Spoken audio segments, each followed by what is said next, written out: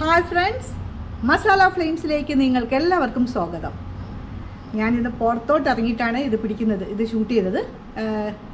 എൻ്റെ ബാക്കിലൊരു തക്കാളി മരം കിളിച്ച് നിൽപ്പുണ്ട്. തക്കാളി നല്ലതുപോലെ, തക്കാളി മരം നല്ല തക്കാളി ചെടി കിളിച്ച് നിൽപ്പുണ്ട്. നല്ലതുപോലെ തക്കാളിയൊക്കെ പിടിച്ചിട്ടുണ്ട്. ഇനി പഴുക്കണം. പച്ചയാണ്, കുറച്ച് ദിവസം കൂടി കഴിയുമ്പോൾ അത് പഴുക്കും. അപ്പം അങ്ങനെ പിടിച്ച് നിൽപ്പുണ്ട് ചെടികൾ. പിന്നെ ഇന്ന് നമ്മൾ ഉണ്ടാക്കാൻ പോകുന്നത് ഒരു കണവ കൊണ്ടുള്ളൊരു കറിയാണ്. കണവയെന്ന് പറഞ്ഞാൽ ചിലർക്ക് മനസ്സിലാവില്ല. നമ്മുടെയൊക്കെ നാട്ടിൽ കണവയെന്നാണ് പറയുന്നത്, പക്ഷേ ചില നാടുകളിൽ അത് കൂന്തൽ എന്നാണ് പറയുന്നത്. അപ്പോൾ കൂന്തൽ കൊണ്ടുള്ളൊരു കറിയാണ് നമ്മളിന്ന് ഉണ്ടാക്കാൻ പോകുന്നത്. നിങ്ങളെല്ലാവരും ഉണ്ടാക്കി നോക്കണം, നല്ലതാണ്, നല്ല ടേസ്റ്റാണ്. അപ്പോൾ നിങ്ങളെല്ലാവരും ഉണ്ടാക്കുമെന്ന പ്രതീക്ഷയിലാണ് ഞാൻ ഇതുണ്ടാക്കിയിരിക്കുന്നത്. അതുപോലെ തന്നെ നിങ്ങളെല്ലാവരും എൻ്റെ ചാനൽ സബ്സ്ക്രൈബ് ചെയ്യണം, ഷെയർ ചെയ്യണം, ലൈക്ക് ചെയ്യണം. നിങ്ങളുടെ ഓരോരുത്തരുടെ അഭിപ്രായം കമൻസ് ആയിട്ടിട്ട് എന്നെ അറിയിക്കണം. എങ്കിലല്ലേ എനിക്കറിയാൻ പറ്റത്തുള്ളൂ നിങ്ങൾക്ക് ഇഷ്ടപ്പെടുന്നുണ്ടോ ഇല്ലയോ എന്ന്. അതുകൊണ്ട് അതും കഴിവതും ചെയ്യുക. അപ്പം നമുക്ക് എല്ലാവർക്കും കൂടി നമ്മുടെ അടുക്കളയിലേക്ക് പോയി അതെങ്ങനെയാണ് ഉണ്ടാക്കുന്നതെന്ന് നോക്കാം. നമ്മുടെ കണവക്കറിക്ക്, അതായത് കൂന്തൽ കറിക്ക് വേണ്ടുന്ന സാധനങ്ങൾ എന്തൊക്കെയാണെന്ന് നമുക്ക് നോക്കാം. അത് ഞാനിവിടെ എടുത്തു വെച്ചിട്ടുണ്ട്. അപ്പം നമുക്കത് എന്തൊക്കെയാണെന്നൊന്ന് നോക്കാം. സവാള 2 എണ്ണം ഞാനിവിടെ അരിഞ്ഞു വെച്ചിട്ടുണ്ട്. തക്കാളി 1 എണ്ണം ചെറിയ കഷ്ണങ്ങളായിട്ട് അരിഞ്ഞു വെച്ചിട്ടുണ്ട്. വെളുത്തുള്ളി 5 എണ്ണം ചെറുതായിട്ട് അരിഞ്ഞു വെച്ചിട്ടുണ്ട്. ഇഞ്ചി ഒരു ചെറിയ കഷ്ണം ചെറുതായിട്ട് അരിഞ്ഞു വെച്ചിട്ടുണ്ട്. പച്ചമുളക് 3 എണ്ണം അരിഞ്ഞു വെച്ചിട്ടുണ്ട്. 2 തണ്ട് കറിവേപ്പില എടുത്തു വെച്ചിട്ടുണ്ട്. ഇനി കറി ഉണ്ടാക്കാനുള്ള പൊടികളാണ് വേണ്ടുന്നത്. ആദ്യം നമുക്ക് മുളക് പൊടിയാണ്. മുളക് പൊടി 2 ടേബിൾ സ്പൂൺ, മല്ലിപ്പൊടി 1 ടേബിൾ സ്പൂൺ, മഞ്ഞൾപ്പൊടി 1.5 ടീസ്പൂൺ, പെരിഞ്ജീരകത്തിൻ്റെ പൊടി 1 ടേബിൾ സ്പൂൺ, കുരുമുളക് പൊടി 1 ടീസ്പൂൺ. ഉപ്പ് നമുക്ക് ഓരോരുത്തരുടെ ആവശ്യത്തിന് എടുക്കാവുന്നതാണ്. ഞാനിവിടെ 1 ടീസ്പൂൺ ഉപ്പ് എടുക്കുന്നുണ്ട്. എണ്ണ നമുക്ക് ഒരു 6-7 ടേബിൾ സ്പൂൺ വേണമെന്ന് പറയാം. എന്നാലും ഓരോരുത്തർക്കും ഇഷ്ടമുള്ള അളവിലെടുക്കാം. അവരവർ വറുക്കുന്നത് പോലെ ഇരിക്കും. വറുക്കാൻ വേണം ഇതിന് എണ്ണ. അപ്പോൾ ഇത് വറുക്കുന്നതിന് എണ്ണ ഒഴിക്കുന്നത് പോലെ ഇരിക്കും എണ്ണയുടെ ആവശ്യം. 1/2 കിലോ കൂന്തലാണ് ഇവിടെ എടുത്തിരിക്കുന്നത്. അത് ചെറുതായിട്ട് അരിഞ്ഞിട്ടുണ്ട്. നല്ലോണം കഴുകി വൃത്തിയാക്കിയതിന് ശേഷം അത് ചെറുതായിട്ട് അരിഞ്ഞു വെച്ചിട്ടുണ്ട്.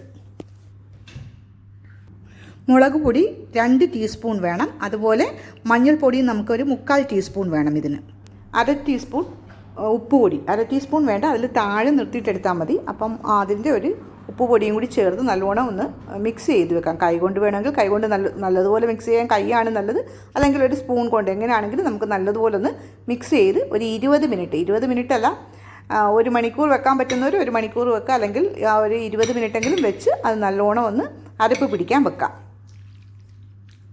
അതിനുശേഷം നമുക്കൊരു പാത്രം എടുത്ത് അടുപ്പിൽ വെച്ചിട്ട് അതിലേക്ക് എണ്ണ ഒഴിച്ച്, പാത്രം ചൂടാകുമ്പം അതിലേക്ക് എണ്ണ ഒഴിച്ചിട്ട് അത് ഈ കണവ അല്ലെങ്കിൽ കൂന്തൽ നമുക്ക് നല്ലതുപോലെ ഒന്ന് വറുത്തെടുക്കാം. അത് വറുത്തതിന് ശേഷം നമുക്ക് കറി വെക്കാൻ പറ്റുള്ളൂ. അപ്പോൾ ആദ്യം നമുക്ക് ഈ കണവയൊന്ന് വറുത്തെടുക്കാം. അപ്പം എണ്ണ ഓരോരുത്തരും അവരവരുടെ ഇഷ്ടത്തിന്, പെട്ടെന്ന് വറുക്കണമെന്നുള്ളവർ 1 പ്രാവശ്യമായിട്ട് വറുക്കണം എന്നുള്ളവർ കൂടുതൽ എണ്ണ ഉപയോഗിക്കുക. കുറച്ച് 2-3 പ്രാവശ്യമായിട്ട് വറുക്കാമെന്നുള്ളവർ കുറച്ച് എണ്ണ ഒഴിച്ചാൽ മതി. ഇനി നമുക്ക് ആ എണ്ണ ചൂടാകുമ്പം ഈ കണവയെല്ലാം ഒന്ന് വറുത്തെടുക്കാം. ഈ കണവ വറുക്കുമ്പോൾ പ്രത്യേകം ശ്രദ്ധിക്കേണ്ട കാര്യം, ഇത് നല്ലതുപോലെ പൊട്ടിത്തെറിക്കും. മീൻ വറുക്കുന്ന കണക്കല്ല, ഇത് നല്ലതുപോലെ പൊട്ടിത്തെറിക്കും. അപ്പം കണവ ഇട്ടതിന് ശേഷം ഇതൊരു അടപ്പ് കൊണ്ട് മൂടുക. അടപ്പ് കൊണ്ട് മൂടിയിട്ട് ചെറിയൊരു ഭാഗം മാത്രം ആവി പോകാൻ വേണ്ടി ഇങ്ങനെ തുറന്ന് വെക്കുക. അപ്പം നമ്മുടെ ദേഹത്തേക്ക് ഒത്തിരി പൊട്ടിത്തെറിക്കില്ല. അങ്ങനെ ചെയ്ത് കഴിഞ്ഞിട്ട് നമുക്ക് ഇടയ്ക്കിടയ്ക്ക് തുറന്ന് ഒന്ന് മറിച്ചിട്ട് കൊടുക്കാം, ഇളക്കി കൊടുക്കാം. അതാണ് നല്ലത്. അല്ലെങ്കിൽ നല്ലതുപോലെ ദേഹത്ത് പൊട്ടിത്തെറിക്കും. അതുകൊണ്ട് സൂക്ഷിക്കുക.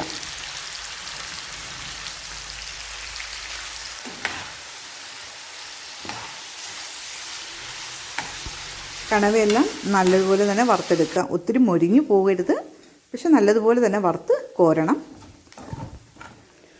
വറുത്ത് കോരിയ ഈ പാത്രത്തിലേക്ക് തന്നെ നമുക്ക് സവാള ഇട്ട് വഴറ്റിയെടുക്കാം. ഒരു കാര്യം ശ്രദ്ധിക്കണം, എണ്ണ ഒത്തിരി കൂടുതലായിരിക്കരുത്. എണ്ണ കൂടുതലുണ്ടെങ്കിൽ അത് ഒഴിച്ചു മാറ്റുക. അതുപോലെ ഈ നമ്മൾ വറുക്കുമ്പം അതിനകത്ത് പിടിക്കുന്ന ആ അരപ്പില്ലേ, അത് കരിഞ്ഞു പോകരുത്. കരിഞ്ഞതാണെങ്കിൽ വേറൊരു പാത്രത്തിലേക്ക്, വേറൊരു ചട്ടി എടുത്തിട്ട് വേണം കറി വെക്കാൻ.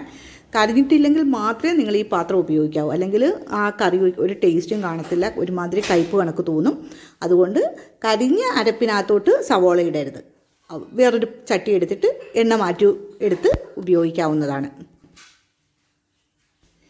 എൻ്റെ ഈ പാത്രത്തിലെ അരപ്പ് കരിഞ്ഞതല്ലാത്തത് കൊണ്ടാണ് ഞാൻ ഈ പാത്രത്തിൽ തന്നെ കറിയാക്കാൻ പോകുന്നത്. കരിഞ്ഞതാണെങ്കിൽ ഒരിക്കലും ചെയ്യരുത്. നമുക്കിതിലേക്ക് അരിഞ്ഞു വെച്ചിരിക്കുന്ന വെളുത്തുള്ളി ഇട്ട് കൊടുക്കാം. ഞാൻ ഒരു വെളുത്തുള്ളി 4 കഷ്ണമായിട്ടാണ് അരിഞ്ഞു വെച്ചിരിക്കുന്നത്. അപ്പോൾ ആ വെളുത്തുള്ളി നമുക്ക് ആദ്യം ഇട്ട് ഇതൊന്ന് വഴറ്റിയെടുക്കാം. ഒത്തിരി ഒന്നും ബ്രൗൺ കളർ ആവണ്ട, പക്ഷെ നല്ലോണം വഴറ്റിയെടുക്കണം. അതിന് ശേഷം നമുക്ക് ഇഞ്ചി ഇട്ട് കൊടുക്കാം. ഇഞ്ചി ഇട്ടതിന് ശേഷം കുറച്ച് നേരം വഴറ്റുക. അത് വഴറ്റിയതിന് ശേഷം നമുക്കതിലേക്ക് സവോള ഉള്ളി ഇട്ട് കൊടുക്കാം.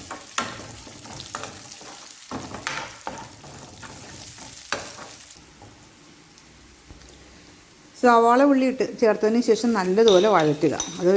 അതിൻ്റെ ആ പിങ്ക് കളർ പോയിട്ട് നല്ലോണം ട്രാൻസ്പെറൻറ്റ് വെള്ള കളർ വരണം, അതുവരെ വഴറ്റുക. ഒത്തിരി മൊരിയരുത്, സവാള മൊരിയരുത്, പക്ഷെ നല്ലോണം വെന്ത് ആ ട്രാൻസ്പെറൻറ്റ് കളർ വരണം, അതുവരെ വഴറ്റുക. ട്രാൻസ്പെറൻ്റ് ആയി കഴിയുമ്പോൾ നമുക്ക് പച്ചമുളകും കറിവേപ്പിലയും അതിലേക്ക് ചേർത്ത് വഴറ്റിയെടുക്കാം. അത് കറിവേപ്പില എന്ന് പറഞ്ഞാൽ 1 തണ്ട് കറിവേപ്പിലയാണ് ഞാൻ ആദ്യം ഇതിനകത്തോട്ട് ചേർക്കുന്നത്. ഇതെല്ലാം കൂടി നല്ലോണം ഒന്ന് വഴറ്റിയതിന് ശേഷം നമുക്കതിലേക്ക് ആദ്യം നമുക്ക് മല്ലിപ്പൊടി, നമ്മൾ എടുത്തു വെച്ചിരിക്കുന്ന 1 ടേബിൾ സ്പൂൺ മല്ലിപ്പൊടിയുണ്ട്. ആ മല്ലിപ്പൊടി അതിലേക്ക് ചേർത്ത് കൊടുക്കാം. അത് ചേർത്തൊന്ന് നല്ലതുപോലെ ഒന്ന് ഇളക്കിയെടുക്കാം. അതിൻ്റെ ആ മല്ലിയുടെ ആ പച്ചമണമൊക്കെ ഒന്ന് പോകുന്നവരെ അതൊന്ന് ചേർത്ത് ഇളക്കിയെടുക്കാം. മല്ലി ചേർത്ത് ഇളക്കിയതിന് ശേഷം നമുക്ക് മുളക് പൊടി, ബാക്കിയുള്ള മുളക് പൊടി, അതായത് നമ്മൾ കണവ പൊരിക്കാൻ വേണ്ടി എടുത്ത മുളക് പൊടിയുടെ ബാക്കിയുള്ള മുളക് പൊടി നമുക്ക് ഈ അരപ്പിലേക്ക് ചേർത്ത് കൊടുക്കാം. ചേർത്തിട്ട് നല്ലോണം ഒന്ന് ഇളക്കാം. അതായത് ആ മുളകിൻ്റെ ആ മണമൊക്കെ ഒന്ന് മാറി നല്ലോണം ഒന്ന് അരപ്പുമായിട്ട് മൊരിഞ്ഞ് വരാൻ വേണ്ടി ഒന്ന് ചേർത്ത് ഇളക്കാം. അതിനുശേഷം നമുക്ക് മഞ്ഞൾപ്പൊടി ചേർത്ത് കൊടുക്കാം. അതും നമ്മൾ അരപ്പിൽ ചേർത്തതിൻ്റെ ബാക്കി, പൊരിക്കാൻ വേണ്ടി ചേർത്തതിൻ്റെ ബാക്കിയുള്ള മഞ്ഞൾപ്പൊടിയാണ് ഇതിലേക്ക് ചേർത്ത് കൊടുക്കുന്നത്. അത് നമുക്കിതിലേക്ക് ചേർത്ത് വീണ്ടും ഒന്ന് ഇളക്കാം. അതിനുശേഷം നമുക്കതിലേക്ക് കുരുമുളക് പൊടിയും പെരിഞ്ജീരകത്തിൻ്റെ പൊടിയും രണ്ടും ചേർത്ത് കൊടുത്തിട്ട് അത് നല്ലതുപോലെ ഒന്ന് ഇളക്കി കൊടുക്കാം. എല്ലാ അരപ്പുകളും കൂടി നമുക്ക് നല്ലതുപോലെ ഒന്ന് ഇളക്കി മിക്സ് ചെയ്ത് ചേർക്കാം. നല്ലതുപോലെ ഇളക്കി മിക്സ് ചെയ്തതിന് ശേഷം, എല്ലാ അരപ്പുകളും നല്ലതുപോലെ മിക്സ് ചെയ്തതിന് ശേഷം നമുക്കതിലേക്ക് വീണ്ടും ഉപ്പിട്ട് കൊടുക്കാം. ഉപ്പിട്ടിട്ട് വീണ്ടും ഒന്നുകൂടി നല്ലോണം ഇളക്കാം. 1/2 ടീസ്പൂൺ ഉപ്പാണ് ഇവിടെ ഞാൻ ചേർത്തിരിക്കുന്നത്. അതിനുശേഷം നമുക്കതിലേക്ക് വറുത്ത് വെച്ചിരിക്കുന്ന കൂന്തൽ അഥവാ കണവ അതെടുത്ത് ഇതിലേക്ക് ചേർത്ത് കൊടുക്കാം. ഇത് ചേർത്തിട്ട് നല്ലോണം ആ അരപ്പുമായിട്ട് ഇളക്കി യോജിപ്പിക്കാം. നല്ലതുപോലെ അരപ്പും കണവയും കൂടി ഇളക്കി യോജിപ്പിച്ചതിന് ശേഷം നമുക്ക് അരിഞ്ഞു വെച്ചിരിക്കുന്ന തക്കാളി അതിലേക്ക് ചേർത്ത് കൊടുക്കാം. തക്കാളി ചേർത്തതിന് ശേഷം നല്ലതുപോലെ അരപ്പും കണവയും തക്കാളി എല്ലാം കൂടി നല്ലതുപോലെ ഒന്ന് ഇളക്കാം. ഇളക്കി നല്ലോണം യോജിപ്പിച്ചതിന് ശേഷം നമുക്ക് ഒരു അടപ്പ് കൊണ്ട് ഇതിനെ ഒന്ന് അടച്ചു വെച്ച് വേവിക്കാം. ഈ തക്കാളി വെന്ത് കിട്ടാൻ വേണ്ടി ഒരു 6-7 മിനിറ്റ് വേണ്ടി വരും തക്കാളി വെന്തൊന്ന് കിട്ടാൻ. അപ്പോൾ ആ ഒരു സമയം കൂടി ഇത് അടച്ചു വെച്ചൊന്ന് വേവിക്കാം. ചെറിയ തീയിൽ അടച്ചു വെക്കണം, കാരണം നല്ല അടിയിൽ പിടിക്കും. അത് കണക്ക് ഇടയ്ക്ക് വേണമെങ്കിൽ ഒന്ന് തുറന്നിട്ട് നമുക്ക് ഇളക്കി കൊടുക്കാവുന്നതാണ്. ഇളക്കുന്നതിനോടൊപ്പം തന്നെ നമുക്ക് ബാക്കി ഉള്ള കറിവേപ്പില, 1 തണ്ട് കറിവേപ്പില ആദ്യം ഇട്ടിട്ടുള്ളൂ, ബാക്കി 1 തണ്ട് കറിവേപ്പില ഈ ഇളക്കി കഴിഞ്ഞിട്ട് നമുക്കിതിലേക്ക് ഇട്ട് കൊടുക്കാം. ഇട്ട് കൊടുത്തിട്ട് വീണ്ടും ഒന്നുകൂടി അടച്ചു വെച്ചിട്ട് ഒരു 1 മിനിറ്റ് അടച്ചു വെച്ചിട്ട് പിന്നെ നമുക്ക് കറി തുറന്ന് ഉപയോഗിക്കാവുന്നതാണ്.